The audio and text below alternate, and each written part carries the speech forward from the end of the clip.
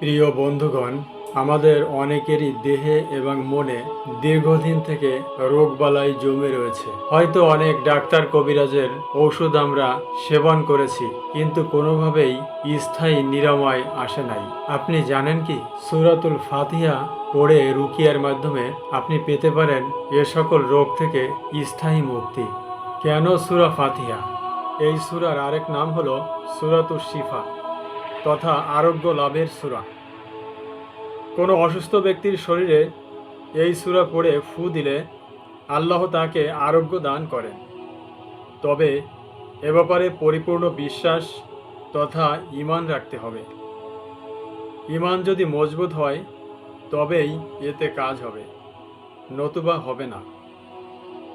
সহিহ বুখারীর এক বর্ণনা থেকে জানা যায়, কিছু সাহাবী একবার সফরে বের হলেন। সফরের মাঝে তাদের কাছে এক বালিকা এসে বলল, আমাদের গোত্রের সর্দারকে সাপে কেটেছে।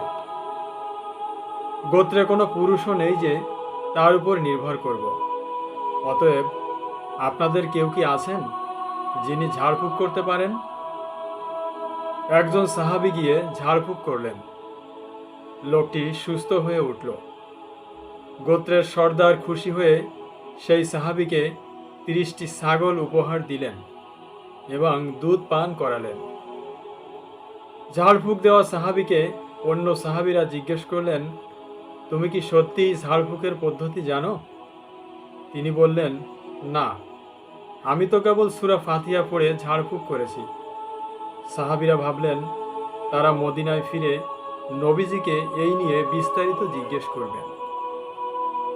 পরবর্তী সময়ে রসূল সাল্লাল্লাহু আলাইহি ওয়াসাল্লামকে যখন এ বিষয়ে জানানো হলো, তিনি সব শুনে খুশি হলেন এবং বললেন, সে কেমন করে জানল তা, অর্থাৎ সূরা ফাতিহা আরোগ্যের জন্য ব্যবহার করা যেতে পারে।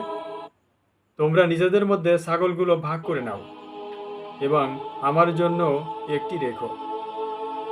সহিহ বুখারীর এই হাদিসটি প্রমাণ করে সূরা ফাতিহা হলো সূরাতুশ শিফা তথা আরোগ্য লাভের সূরা।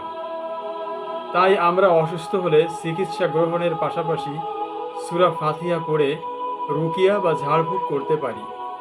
নিজের জন্য নিজেও রুকিয়া করা যায় অথবা অন্যদের মাধ্যমেও রুকিয়া করা যায়। রুকিয়া বা ঝাড়ফুঁক করাকে অনেকে কুসংস্কার মনে করে থাকেন। এটি একটি ভুল ধারণা। পবিত্র কোরআনের আয়াত বা মাসনুন দোয়াসমূহের মাধ্যমে রুকিয়া তথা ঝাড়ফুঁক করা সুন্নাত সম্মত।